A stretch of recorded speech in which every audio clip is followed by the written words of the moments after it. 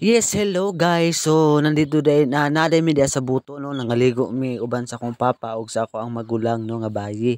So in town guys sa ako ang papa maninghangi taon siya nga gusto gid daw niya nga maligo sa dagat no. So sa wala pa lang mi kaanha dinha dihang dapita.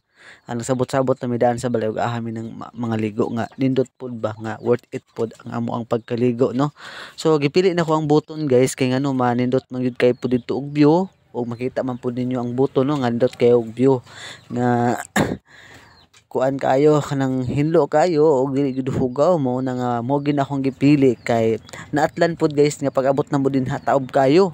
So karon na naman mi dinha atong isgutan kung nganong naami dinha no.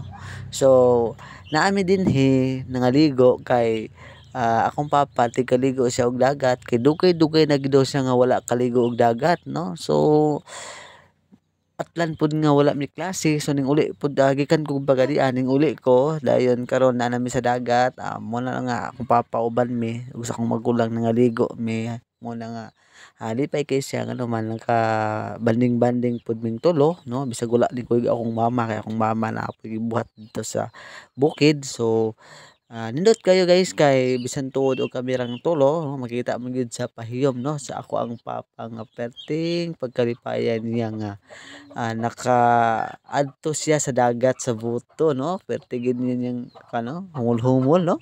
So for the go mi guys no muna nga kung sa inyo ang pamilya kung naimuhangyo no paliguan ninyo sama-sama gihimo karon nga dito ami og buton og di ay no shout out no ni Kuni Apalis o Apalis family nga nagpahulam sa ilahang motor no nga tungod sa ilang motor nakaabot gid mi sa Buton sa Buton Beach no og tuod man no naay mga circumstances pero padayon no.